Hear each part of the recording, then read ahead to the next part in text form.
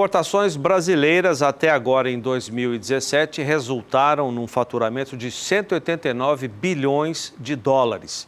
Isso dá 4 bilhões e meio até agora a mais do que todo o volume exportado em 2016. Na semana passada, a segunda, com dias úteis em novembro, o saldo foi de 1 bilhão e 800 mil toneladas. O Brasil exportou 6 bilhões e 200 mil e importou 4 bilhões e 400 milhões de toneladas.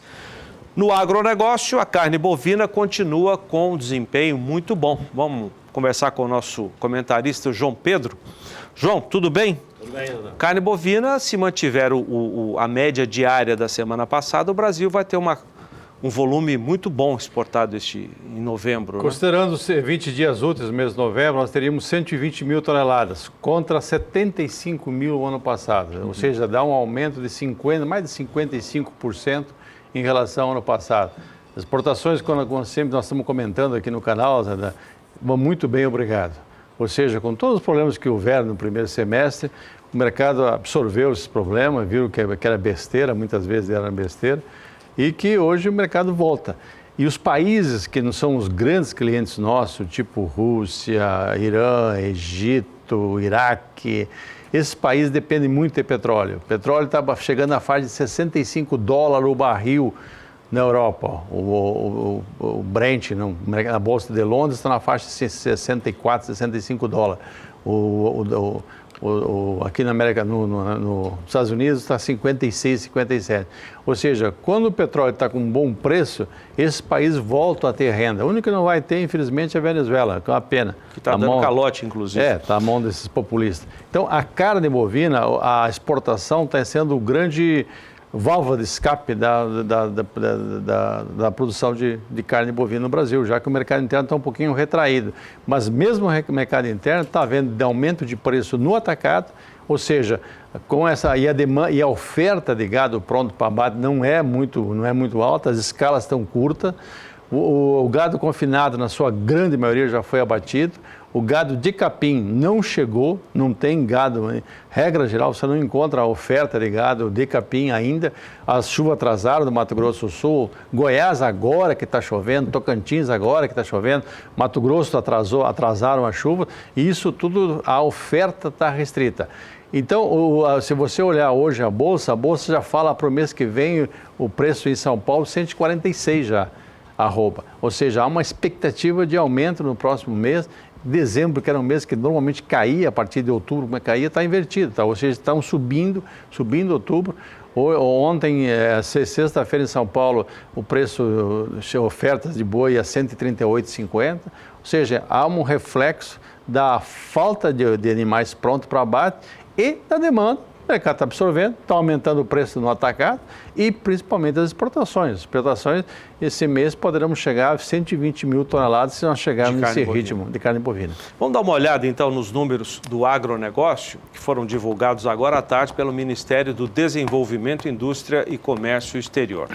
A carne suína, João, teve um embarque diário, uma média diária de 2.600 toneladas na semana passada, de 6 até 10. A segunda semana de novembro. A primeira muito pequena, né? Com feriado ainda. Dia útil só, né? Dia 1º. Dia 3 também, né? É dia 3, que foi numa sexta-feira, exatamente. 2 dias. Até agora, um volume acumulado de 18.200 toneladas de carne suína. Se compararmos com novembro do ano passado, a queda é de 10%, 10,8%. Essa queda deve ser muito a diminuição das importações da China. A Rússia agora fazendo um pouquinho de corpo mole para pressionar o governo brasileiro. Parece que o governo já atendeu os anseios da Rússia de abrir o mercado para o trigo. E, apesar de dar uma preocupação do setor aí, que lá no trigo, na Rússia, tem doenças que não tem no trigo aqui no brasileiro. Mas parece que o governo vai liberar de forma meio emergencial a autorização de importação de trigo russo, que era uma das questões que estava sendo levantada. Então, a Rússia complicou, então isso deve ser essa conjuntura, a questão da queda das exportações. Isso aqui é o volume diário, né, para comparar. Carne bovina, volume diário, média de 6 mil toneladas. Quer dizer, só na semana passada, considerando-se os 5 dias, 30 mil toneladas, mas no volume acumulado de novembro, 42 mil toneladas. Na comparação com a média do mês de novembro do ano passado, quase 60% de alta, que mostra que as exportações de carne bovina continuam bem em 2017. E ainda o americano não reabriu, né, para a carne in natura nossa, que a hora que reabrir são 4 a 5 mil toneladas mês que vai ajudar na exportação. E com aquilo nós comentávamos, aqueles países que estão melhorando a renda, estão aumentando a demanda. Vamos ver mais? Carne de frango teve uma queda na comparação com novembro do ano passado. O embarque diário teve média de 14 mil toneladas, quase 100 mil toneladas acumuladas em novembro, queda de 3%, arredondando, em relação a novembro do ano passado. Agora, é importante falar no frango, Zé, né? A questão da cadeia, como é bem organizada a cadeia do frango. Lógico, você quando exporta, você não exporta para entregar amanhã. Normalmente esses contratos têm 30, 40 dias de antecedência entre a carta de crédito, entre emitir o invoice, a fatura, não, e arrumar navio, programar container, etc.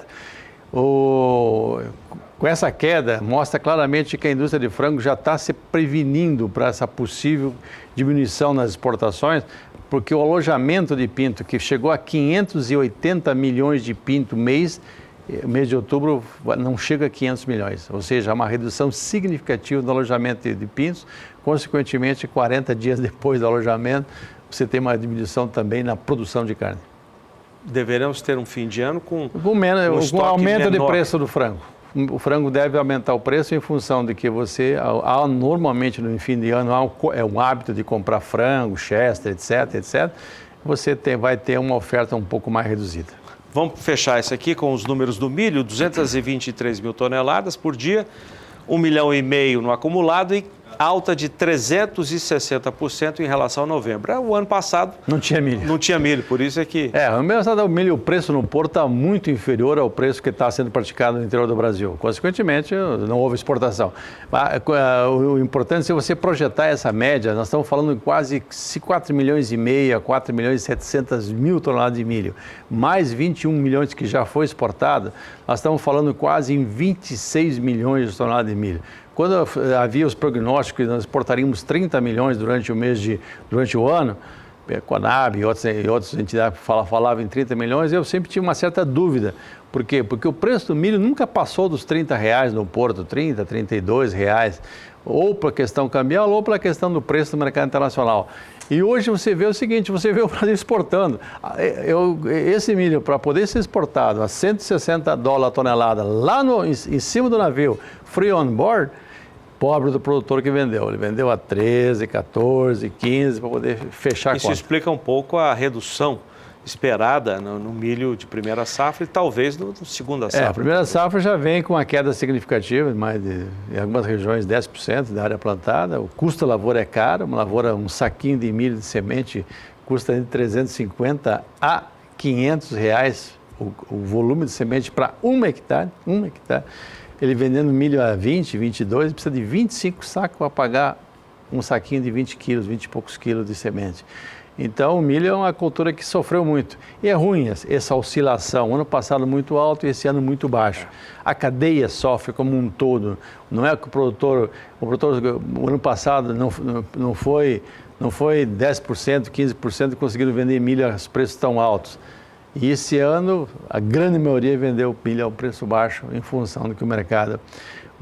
A válvula de escape da exportação podia pagar um preço muito baixo para poder fechar a conta para chegar no porto. Valeu, João. Obrigado.